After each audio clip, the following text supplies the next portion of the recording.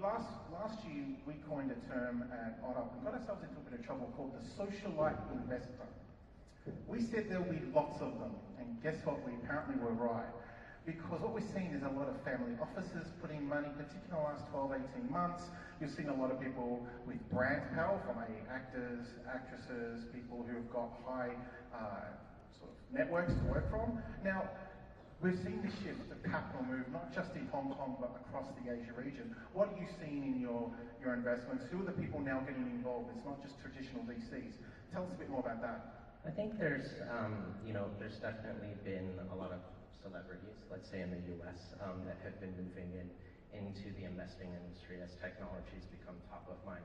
I think, it's been a couple years and people have been starting to see that early stage investing is actually much more challenging and risky than people make it out to be. The media's blown everything up with the Ubers and DDs and all of these, but that's not the reality.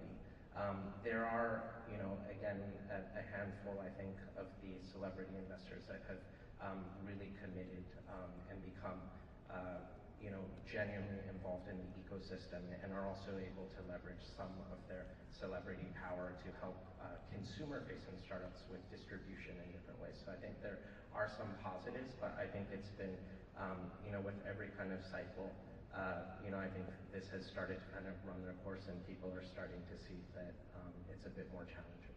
And so probably a question to Steve and David on what you're seeing, I guess, locally here in Hong Kong. Are you seeing more interest from family offices wanting to invest, or is it still just new venture capital firms coming in who have let's say, a cash reserve of $50 million to invest in some startups? Well, this kind of goes back to your question on valuation. Right? We have to take a look in three different. You look at the Hong Kong landscape, investment landscape. It's more shaped more or less like a barbell. On the early stage, a lot of family offices, a lot of high net worth individuals coming to this space on the seed and family and friends financing round. Later stage, on the other side of the spectrum, is more on the private equity institutional investors. For us, Series A and Series B stage, I believe that's actually quite undervalued because there's not much players in this space, and it is getting a little bit crowded on the ends. Yeah, I see there's quite a nice balance of capital across the market inside Hong Kong, and fairly much agree with that.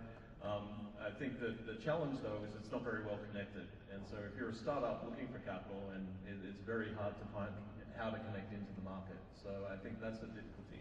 But if you compare it to other markets around the region, I actually think that Hong Kong's a much better capital market for early stage and late stage.